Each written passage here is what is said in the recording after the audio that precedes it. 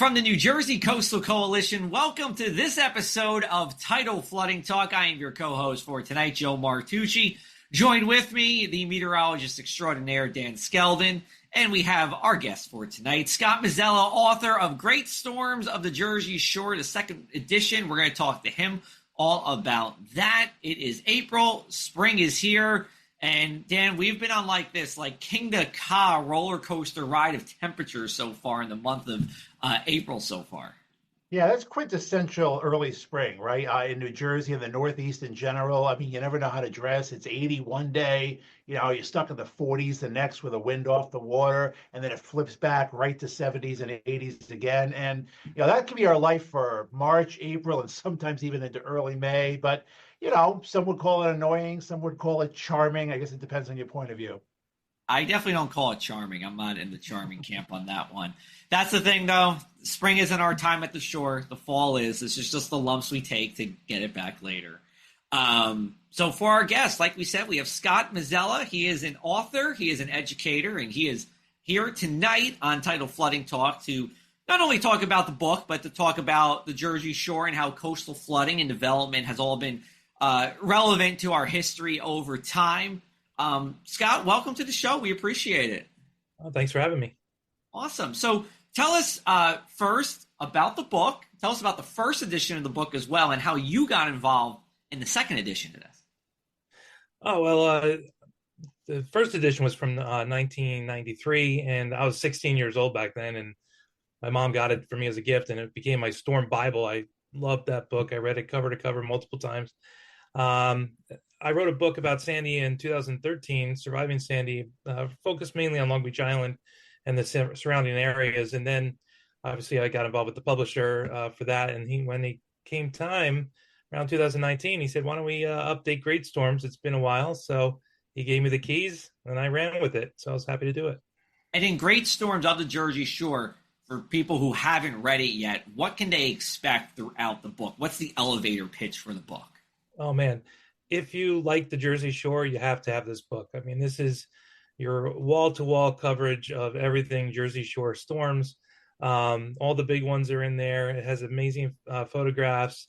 I know for the original one, the publisher and the original authors, Larry Sabadov and Margaret Thomas Buchholz, poured over National Archives stuff, and they put it all in there. And there's lots of charts and data. It's like it's your Storm Bible. You got to have one for your house. And I will say, Scott, it's just a quintessential Jersey. I think every shore house should have it, and it's interesting. Back in my South Jersey days, from 2003 to 2017, I did hundreds of appearances. I got 6 different copies of not your edition, but the first edition as thank you gifts or as welcome gifts or hey, thanks for doing this talk. So both editions adorn my coffee table now, even though I'm in Pennsylvania. Right. I still think it's just such a great book to flip through at any time and reminisce and see our history. And I think it speaks to how important that book is to the shore that I'm still in possession of those 6 copies. That's terrific. Yeah, I think it's important too because we've had Sandy, but before that we had about 50 years of people not really experiencing a major disaster like that since 62. So it's good to have a reminder around just, to remember that you are living at the shore, and the shore is pretty much a fluid thing, and to always be prepared.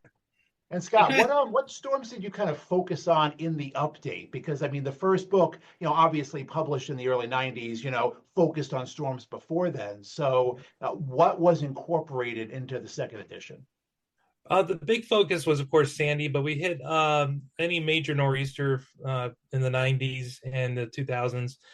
We added some more tornadic information, and I actually brought in a little bit about meteo-tsunamis too, which I thought was an interesting aspect. It kind of, I don't want to call it a new science, but it's just emerging what those are and what they could do. And I actually went back and looked at some of the rogue wave stories from the original and thought maybe, who knows, maybe that was meteo-tsunami related too. So there's some surprises in there, and it's not just hurricanes and nor'easters. Yeah, and Scott, how far back do you start with the storms? Are we talking about modern history with this? Are people seeing things that happened, before we really had accurate weather observations? How far back does this book go? I mean, it hints in the beginning at 19th century storms. I know there's a quote or two from actually Alexander Hamilton, if you can believe that. So it hints at stuff before, and everyone's love of weather throughout all the centuries. Awesome. When we look at, and I should say too, I have this book as well. I have the second edition. It's not on my coffee table, unlike Dan, but it's there, and I've read it before. Joe, you got to get down the coffee table. I know. I got to get on the call. I'll make sure to do it after this episode. But there are a number of books actually about Jersey Shore storms. I'm sure you've seen many of them. Were there any that you took inspiration from when you were writing this second edition? No, I was so focused on living up to the standard set by the original that's really what I was focused on. Plus, Margaret Thomas Buchholz is a friend of mine. I knew she'd be around and wanting to see what I was doing. We had a great editor, Steve Warren, too. So I was trying to really just impress the people that impressed me. I mean, these were my heroes as a teenager, my storm heroes. So they were my focus, really, not other publications. And then, let's get into the book, and we're going to go to break in just a minute. But I want to talk about the three main storms I believe are covered in this book, right? So we have the 1944 storm, the 1962 nor'easter, and Superstorm Sandy. When you look at all three of those storms, and you've made this point to me before, but I'd like you to share with the audience, there is kind of a change in the infrastructure, in the buildup of the shore after these three storms. How did we see that progress? Well, you definitely see it, even if you look at the aerials that are out there, that just how many buildings are built over time. I like to say in book talks that each of those storms became a new chapter for the shore. If you look at a lot of the buildings from before 44, a lot of them were destroyed in 44, especially on the more vulnerable areas. And then you had a slew of new buildings from 44 to 62, and then you had another disastrous storm that initiated new building again. And then you had a very long period of time where you saw the Jersey Shore just explode. You had the Parkway built and everything. So Sandy hit with the most expensive type of real estate you're getting. But now we're seeing after Sandy, I was worried it was going to be like the death knell for shore towns. But instead, these houses have gotten bigger and more expensive, and you're getting so much less pervious ground. So over time, you're actually losing the ability to absorb storms, and it's becoming almost more dangerous. And we're seeing more regular flooding as a result of that, and perhaps changes to the bay and the depths of the bay after Sandy. We've seen a lot of changes, of course. I mean, Atlantic City has seen 6 times as many coastal flooding days in the 2010s as opposed to the 1950s and 60s. Sea levels have risen about 1.5 feet at the Jersey Shore since 1911. That's not a lot when you divide it by every year, but that's still 1.5 feet we've had to deal with in just a little over a century here. What we're going to do is we're going to take a break. We're going to take our first break here on Tidal Flooding Talk. On the other side, we're going to come back, continue our conversation with Scott Mazzella. He is the author of Great Storms of the Jersey Shore, the second edition. We'll be right back. Thanks to the New Jersey Coastal Coalition, your flood insurance bills are lower and your streets safer from the reality of flooding.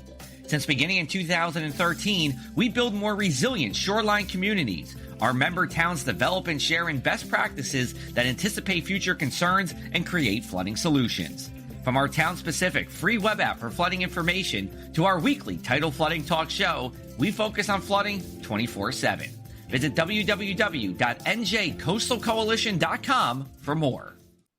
Well, welcome back to Tidal Flooding Talk. We are talking great storms along the Jersey Shore, and some come to mind, the ones we've been talking about, Sandy, 44, 62. I think the first great one was 1821, and I don't think many of us remember that. Probably not too many photos and pictures dating back to then. So let's focus on the recent history, Scott. And in your lifetime, what has been the most memorable storm? Is it Sandy, or is it something else? Well, for personal experience, I guess you would have to say Sandy for sure. I was also in a tornado down in North Carolina once. That one's pretty memorable. But growing up, I was a huge fan. Not fan, that's the wrong word. But I loved reading about the 62 storm. I was just mystified about it. Um, and so I guess historically 62, but in my own life, Sandy. And Scott, tell us what life was like at the Jersey Shore before the 1944 storm, which is your first main storm you're talking about in the book. What were the islands like? What was life like? And what was the relationship with coastal flooding back then? I think people, in terms of coastal flooding, I think they understood that weather and risk were just a part of life at the shore. And I think you had a lot of people that built houses that were easily repairable, or they didn't mind if they took on a little damage, or they could fix them. I think it was, I want to say maybe a little more blue collar back in the day in the 40s. You had a lot of, you had the only real built up places were the towns. A lot of places between towns that you see houses everywhere now were a lot more open, a lot more natural land. I think as after 44, you saw more of an upswing in mass-produced homes. Like your Levittown kind of homes. You had much more of that along the shore, and then of course when the Parkway came, people came down in droves. Um, I think over time people maybe lost some of that idea of what the risk was living at the shore. And you did have a period of time before 62 where a lot of houses were built on concrete blocks and things like that. And only a few had piles. When you look at 62 storm pictures, the ones that survived were the ones high on piles, and the ones that moved, like my parents' house, it wasn't theirs at the time, but it floated across the street because it was on concrete. So, of course, back then, the story goes, a guy in the truck came around and said, "You want your house put back?" And they just put it back a couple cinder blocks higher. Now, of course, with Sandy and all the building and all the red tape that goes on after a storm, it's a much more difficult and much more costly process. So I guess from 62 to 2012, you had as much land as you could cover covered. And like I mentioned before, you had less natural space for water to go and flooding. And you had more expensive homes. And I think you had the mindset that, storms might come, but no one had a real grasp of what that meant. Like Gary Zakowski of the National Weather Service at the time had put that personal plea out during Sandy just to remind people, hey, you want to know what's going on here? Go back to ask somebody from 62 about what it's like. And that's how he was trying to convey how dangerous Sandy was. So I think Sandy was a wake-up call. We all learned a very valuable and very tough and hard lesson with Sandy. And now we have a generation that understands what it means, I hope. Yeah, Scott, it's something we say as meteorologists. No one wishes these storms happen. I mean, they cause devastation. Worst case scenario, they cause death. But, one of the kind of indirect positives that come out of it is it kind of wakes us up to our vulnerability. It makes us know, okay, we are not immune. And when you go decades without a storm, people let their guard down. And this, I think every generation, again, not wishing these storms upon anyone, but it's almost they serve a benefit. When these storms happen, we learn from them. We build back now. We build back stronger. We build back higher. We build back better. There's a lot more money to build back. So we have a lot more knowledge about the weather. We have a lot more knowledge about construction. So, these storms are a measuring stick for future generations. And I think they're a wake-up call to the current generation. Absolutely, you said it perfectly. I think even though Sandy was a hard lesson, I think we have actually we might have two generations, because I know my kids were around and they were little, but they understood what was going on, and they're going to grow up remembering Sandy, and they'll tell that story. But we don't hope for storms, like you said, but they do serve that dual purpose, whether we like it or not. It almost seems like, Scott, is this an accurate thing to say? Like, these major storms accelerated the development of the shore that was already ongoing. Like, well, in a way, I guess you could say that. After 62, there were some people that wanted to put a moratorium on building in some places, but money wins usually. Real estate wins, and the opposite happened. Just like after Sandy, I thought that was going to be the end of people investing, but now they invest even more. It's pretty incredible. So I guess you could say that. Yeah, I mean, what it does kind of do, which is kind of sad, is it kind of hurts the little guy. You know, that you had like Long Beach Island, I'm sure much of the shore, there were a lot more blue collar type of towns where a regular family could afford a beach house on a regular salary, and now it's pretty sky high. You have to be pretty well off to buy a beach house these days. So it tends to push out the little guy in favor of bigger, larger, more expensive homes. Do you think, Scott, that we reach a point like so we're talking about the past. Let's just speculate for a second about the future. I mean, eventually the islands, the little guys, the 1950s or 60s cottages, are all going to be gone. It's all going to be modern construction. And let's say we get a hurricane in 20 years or another one 30 years after that. Do we reach a point where, okay, nothing's going to change because the island landscape has been completely changed and these homes are all, able to withstand. You're not going to wipe out whole neighborhoods. So do future storms have less of an impact on the Jersey Shore, perhaps? It all depends on when the tipping point between how much it costs to fix is better than your making memories and all the love you have for the shore. That's the big thing. People don't want to lose that. But there's going to be a tipping point at some point. Either it's going to be real estate or it's going to be the government saying we're not going to pump any more sand. At some point, someone's going to say we can't do this anymore. It's not sustainable. I don't think that's going to be for a while, but I guess it depends on the kind of storms we get and what kind of events happen down the line, what kind of things happen to our climate and how that affects sea level rise and all that. So we'll see. But for now, people are willing to risk it, and I can't blame them. It's 99% of the time, it's an amazing place to be. We say it at the Coastal Coalition. I mean, 360 days a year, it's great to come down to the shore and enjoy, right? Our economy, I think it's like an eighth of our economy is based around the Jersey Shore in New Jersey, but it's those 5 or 6 on the leap year days where we need to be weather aware and aware of the water. And a lot of times this is happening not during the summer when when the tourists are around. And that makes me at least, concerned. We do get, maybe it's not Sandy, but let's say close to Sandy during the summer where there's a lot of people there who just don't expect this to come. I just wanted to make one more point too before we go into our second break. You mentioned about pricing out the little guys. I mean, look at Seaside Heights. Seaside Heights was one of the last places at the Jersey Shore that you could probably afford on let's say a regular salary. And that's changed over the past 5 years where there's a lot of high rises, expensive condos that are being built. There's still a lot of bungalows. It's not like that's gone yet, but give it another 10 years. I mean, it's going to be one of those, Ocean Cities or Ortley Beach or, somewhere like that. And I think, I'm not saying that's good or bad, but it's just tying into your point. I think it's really only like Seaside Heights at this point and like Atlantic City and parts of Ventnor where you have these middle class or, more affordable areas. That would be my thought on all this. We're going to take a break, though. We have to cut the break. We'll be right back on the other side. We'll continue this conversation on the New Jersey Coastal Coalition's Tidal Flooding Talk.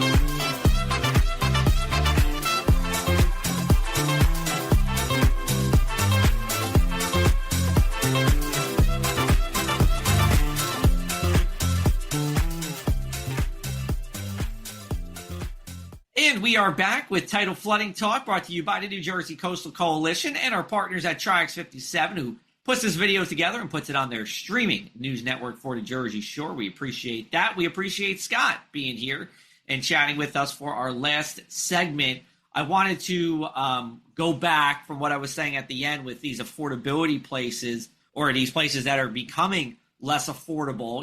It's a seller's market. If you have that bungalow, right, you can sell and make good money out of it. But it's bringing in people who are new to the shore.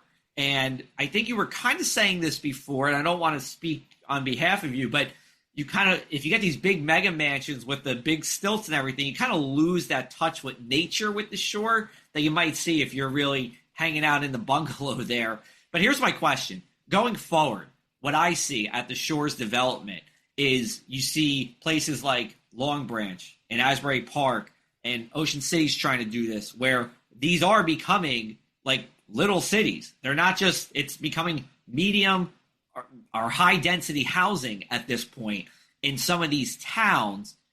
In my point of view, I think if/when another major storm like Sandy was to come, that's what happens to those homeowners. If those homes unfortunately get washed away or whatever happens, the town might rezone and you start building up because there's a lot of money to be made in that from a town's perspective. Do you agree with that? Do you disagree with that? What's your thought? It could happen. I mean, especially near those higher density regions. It depends on, I guess, what the people want. If there's a big, huge backlash against the people who already live there that fight against those zoning changes, maybe not. But I mean, everything's getting more expensive, right? So you build bigger, or you build more rateables and things like that. I mean, they might chase that higher revenue sources. More people mean more money. They're spending money on restaurants and amusements, so it definitely could happen. So houses are getting built higher, and they have breakaway walls on the bottom, so they can withstand storms better. So people are more comfortable investing in these bigger homes too. So yeah, I mean, it could result in a much different looking Jersey Shore down the line. But just like it was different before Sandy, before 62, and before 44, it's just that you always love the one you're in, right? The era you're in, and then a new one comes along and you get all, I'll be that angry old man going, I remember when things were, we all have our time, and someday the shore will look different than what we're used to, and a new generation of people will enjoy that one. We'll just complain from the sides. There you go. I fully agree. And yeah, I think you kind of like the shore that you experience and you don't like change. And, while some of the locals now are saying, oh, I miss the bungalow days, 20 years from now, the same residents might say, oh, I miss those big, McMansion type days, because it does go to the next iteration, whatever that's going to be. And it's not a matter of if, I think, Joe, I never ever correct you. All right. I'm just going to modify what you said. You said if or well. I think it's not a matter of if, it's a matter of when that next one hits. It could be this year. It could be 100 years from now. Most likely it's probably somewhere in between. But it's going to come. It's just what type of storm is it going to be? Is it going to be a 62 type of like slow moving nor'easter, or is it going to be a hard hitting hurricane, or is it going to be something else? But it's coming, and we spend these quiet seasons, which is 99% of the time, to prep for that. Yeah, totally. I mean, you're absolutely right. We do have at the Jersey Shore, I believe it's about a 7 or 8% chance of being hit with a hurricane, or at least being within 50 miles of a hurricane in any given year. That's according to Colorado State University, who puts out one of the preeminent hurricane forecasts that we'll discuss in due time as well here on the show. But it's we can always talk about the Jersey Shore forever and ever and ever. I mean, there's so many things to talk about. The storms is just one part of the history, and you got to take the good with the bad, and the bad is the storms. But you do have those memories that are always so positive, and we love always forever here. Scott, what else can you tell us? Circle back to one thing. I'm sorry, Joe. No, go on. I wanted to circle back to one thing because you said you explored it a little bit in the second edition of your book, and a lot of people probably don't recognize the term, or at least half the term, the medio tsunami that you talked about as well. Want to elaborate a little bit into that and what that does and what you found out when you did your research on that relatively newly coined phenomena?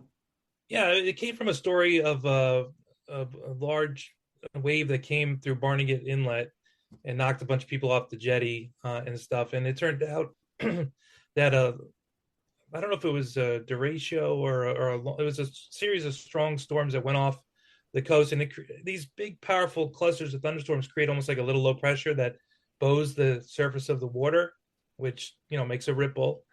Now, most of the time, you might see a slightly bigger wave on the beach. You may, that one little wave that came up a little higher than the rest. But if you're right at the right angle, it could really amplify the wave, and that's what happened at Barnegat Light. And conversely, this at the opposite angle in New England, the same thing happened to an inlet there that was on the opposite angle. So, I guess the shore, they are monitoring for rogue or larger waves and wave heights all the time. I guess it's something they're exploring. I'm just curious, and it wasn't really a focus of the book, so I didn't dig that far into it, but how many rogue wave stories are really that, because it's nice and sunny where these happen because the storms are long gone, but it takes a while for that wave to get back, and if we can monitor that and warn people ahead of time that there's this chance of this wave coming in, we might not have injuries like we saw in Barnegat Light. Yeah. All right. Well, Scott, great conversation. We're not going to let you go just yet because we still have our final segment, but where can people buy the book and where can they see more about you? Well, I mean, you have to be a 7th grade history teacher in Old Bridge or a history student in Old Bridge to see me. But I do book talks around the state. You got to watch out. If you are a group that would like me to come talk, I'm always willing to do that. So Down the Shore Publishing publishes the book. You could get it through them, Amazon, Barnes & Noble, and many different mom and pop bookshops on the shore, which I always encourage people to buy it from those too. So you can find it around, and I hope you do. Awesome. Yeah. All right. So to wrap up, we're going to do our segment here. What's the one thing we can't stop talking about, tidal flooding or otherwise? Scott, as our guest, the floor is yours. Well, I got to give a shout out to my students. Of course. At Kennesaw Middle School and all the Old Bridge staff and students up there. I just want to say hello to them. And they have to listen to my storm stories every so often. So they put up with me too. Awesome. Dan, what do you got? I got baseball. That's not tidal flooding talk related, but April baseball. Love the start of the season. Red Sox fan. I know I'm in enemy territory here. I love spring baseball weather. It could be snowing, it could be 80, it could be anything in between. But just love the start of baseball season. A sure sign of spring. How do you feel about Garrett Crochet's 6-year extension? Undecided at this point. Undecided. Okay. Yeah, jury's still out. We'll see. Okay, he's on my fantasy baseball team. Oh, okay. Well, I don't know if that means anything, but I'll take it. I'm going to keep it in sports too. I think I've done this like 3 episodes in a row, but I finally went to my first Flyers game on March 31st, and I have to say it was very nice. Wells Fargo Center was beautiful. The food options looked good. It was clean in there. The parking's close, but the problem was it was Phillies opening day as well. And the Phillies game was ending as the Flyers game was starting, so it was like parking lot catastrophe trying to get in there. But once we got there, we enjoyed. The Flyers won, which probably isn't a good thing for Flyers fans, but it was nice to be there in a winning environment. So that's what I have for this one. Someone has to say Devils now. What's that, Scott? Someone has to bring the Devils in now. So, yeah, the Prue Center. That's it. Well, listen, I like the Prue Center better than Wells Fargo. I agree with you there. Prue Center is like one of my favorite arenas, period. It's great. Prudential Center, love it there. Anyway, we are going to wrap it up for this edition of Tidal Flooding Talk. We thank Scott Mazzella for coming on. You can find new episodes every Tuesday at 7 p.m. on your favorite social media platform or on YouTube. And then you can always stream it later whenever you'd like as well. We'll look forward to talking to you soon. We'll be back with you next week with a new edition of Tidal Flooding Talk brought to you by the New Jersey Coastal Coalition and Tri-X 57.